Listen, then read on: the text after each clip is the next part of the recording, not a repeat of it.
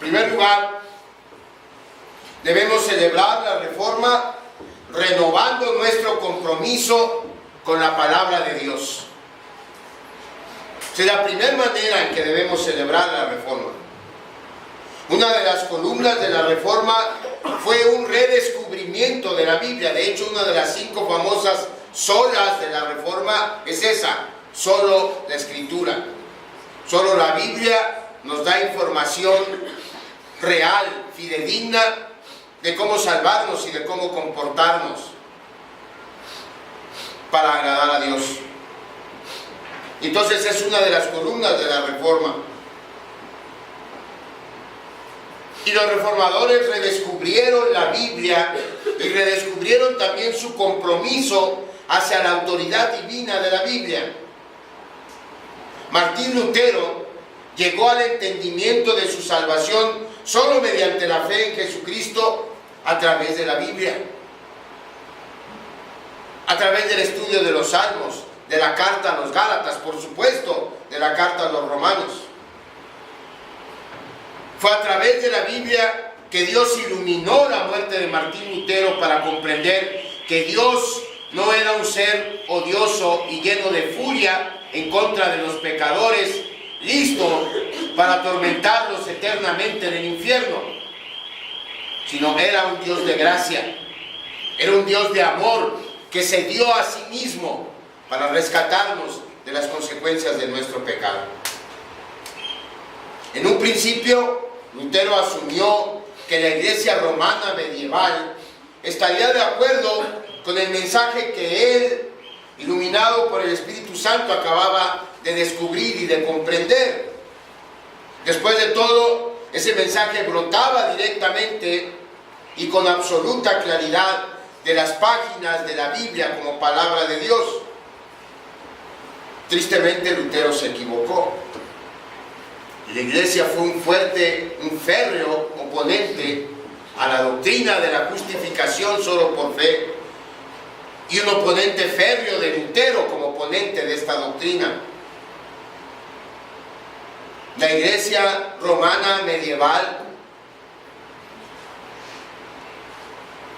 forzó a Lutero a elegir entre la autoridad de la Biblia y la autoridad de la iglesia, en la tristemente célebre Dieta de Worms, una asamblea en la que los príncipes de la iglesia católica romana de aquel tiempo pretendían llevar a la hoguera a Martín Lutero si no se retractaba de sus escritos y de sus dichos. Lutero eligió, después de una lucha interior tremenda, después de haber pasado un Getsemaní particular una noche anterior, pero eligió la autoridad de la Biblia. La providencia lo libró de la hoguera y la Santa Escritura se convirtió en la autoridad final para todas las iglesias reformadas que hasta hoy nos preciamos de serlo. El verdadero espíritu de la Reforma incluye entonces un compromiso de tener, como Lutero, nuestras conciencias, nuestras almas, nuestros corazones atadas a la autoridad de la palabra de Dios. Eso significa entonces que la Reforma no ha acabado. Eso significa que la Reforma es un proyecto en constante progreso. Por eso una de las frases que define a la Reforma es: la iglesia reformada, siempre reformándose. Y ayer el pastor Rafael Rodríguez de León nos recordaba esta frase y hacía un señalamiento muy cierto. Más que la frase propiamente la debiéramos traducir como la iglesia reformada, siempre reformándose. Una manera más apropiada de traducir sería la iglesia reformada, siempre siendo reformada.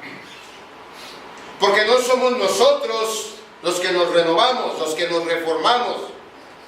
Es la palabra de Dios la que ha ido reformando a su iglesia todo este tiempo. La palabra de Dios es la reformadora de la iglesia. O mejor dicho, es nuestro Señor Jesucristo quien renueva su iglesia a través de su palabra. La real iglesia de Cristo no se reforma, hermanos, moviéndose hacia nuevas revelaciones ajenas a la palabra de Dios, porque no existen tales revelaciones. La revelación de Dios está completa en Jesucristo nuestro Señor y en las páginas de la Escritura. Así que la reforma no se trata de innovar, aunque muchos liberales, tanto teólogos como políticos, la han tratado de ver así. No podemos innovar la voluntad de Dios, no podemos innovar la forma en que Dios nos salva. Ayer veíamos también en la reunión, podemos innovar las formas de hacer llegar ese conocimiento a los demás, a nuestra cultura, pero la base no la podemos cambiar.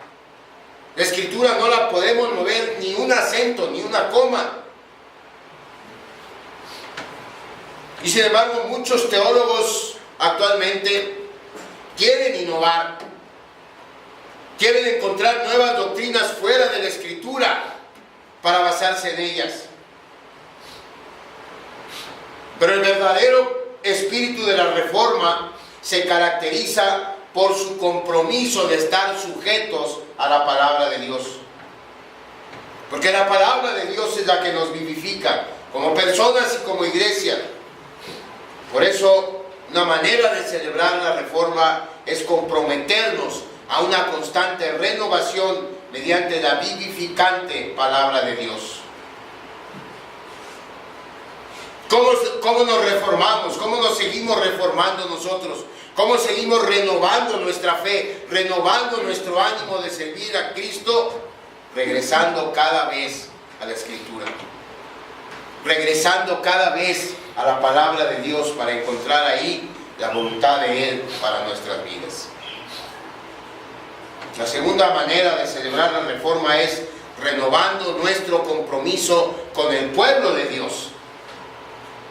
Primero con la palabra de Dios, después con el pueblo de Dios.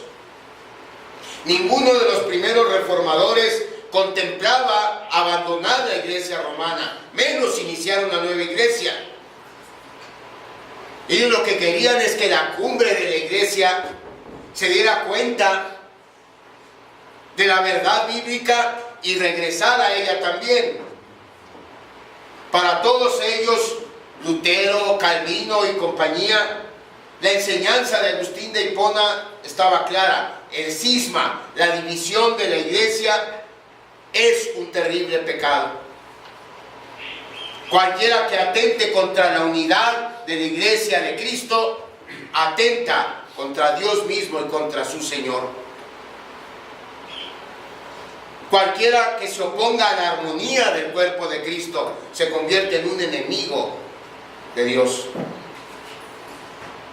Entonces, en la mente de ellos no estaba salirse de la iglesia, y sin embargo, todos ellos terminaron diciéndole adiós a la iglesia romana. ¿Por qué? Bueno, porque la iglesia romana no solo falló en dejar de predicar el Evangelio, sino que además se opuso a él. Y al hacerlo, la iglesia romana se descartó como la iglesia verdadera de Cristo. El argumento de los reformadores fue que las marcas de la iglesia verdadera de Cristo eran la predicación del Evangelio, la observancia de los sacramentos del Evangelio y la disciplina del Evangelio. Esas tres marcas debería y debe tener toda iglesia que se precie de ser una iglesia cristiana. Y la iglesia medieval tristemente ya no mostraba ninguna de estas marcas.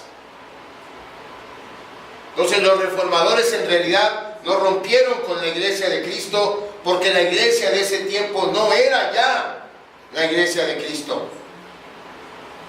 Y entonces lo que hicieron fue reformar,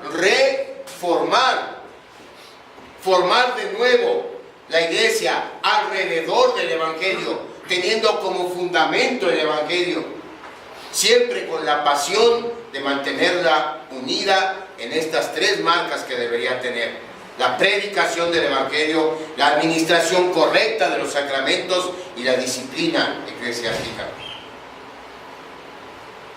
Juan Calvino escribió: para todos aquellos quienes su padre es Cristo, la iglesia debe ser su madre. Es decir, nuestra comunión con Dios, nuestra reafirmación de la fe, nuestro reforzamiento en el amor fraternal unos con otros, hermanos, se da dentro de la iglesia. Y dentro de la iglesia en donde Cristo nos llamó. ¿Cuál es el punto que quiero dejar claro? El punto es que los reformadores no abandonaron a la iglesia romana hasta que no quedó lugar a dudas respecto a que esta iglesia no estaba interesada ni en predicar el evangelio, ni en administrar correctamente los sacramentos, ni en disciplinar a sus miembros en amor para restaurarlos en su fe. Y nosotros, como sus herederos, debemos adoptar esta misma actitud. Un verdadero cristiano procura la unidad del cuerpo de Cristo. Un verdadero cristiano reformado no abandona la iglesia en donde su Señor lo llamó por motivos triviales. Un verdadero cristiano está en su iglesia, no solo físicamente, pero él está apoyando los proyectos de su iglesia, trabajando con sus talentos, con sus dones y con los recursos que Dios les dio por la causa de Cristo. Un verdadero cristiano reformado critica, pero no se queda ahí. Da un paso más y propone soluciones. Esas son las características que debemos todos buscar cuando se trata de renovar nuestro compromiso con el pueblo de Dios. Mientras la iglesia a la que pertenecemos permanezca fiel a la predicación del evangelio, a la correcta administración de los sacramentos, a la fiel aplicación de la disciplina eclesiástica, no hay razón válida, hermanos, escúchalo bien, ni para con Dios, ni para con nuestro Señor Jesucristo, para abandonarla.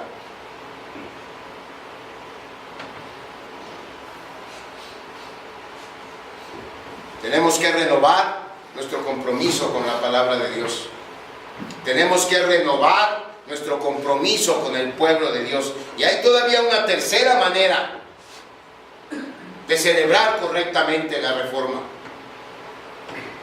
Cuando inició el movimiento, allá en 1517, muchos seguidores de Martín Lutero entraron en un momento eufórico, de tal manera que invadieron iglesias y destruyeron estatuas y destruyeron reliquias y destruyeron íconos, pensando que estaban obedeciendo a la palabra y atacando la idolatría. Y llegaron al punto de vandalizar iglesias. Esa no es la manera de combatir la idolatría. En su momento cada quien tuvo que pagar las consecuencias de su delito. Pero a partir de entonces, en la mente de los reformadores quedó claro que la adoración cúltica a Dios debía de hacerse en locales en donde no hubiera presencia de ninguna imagen,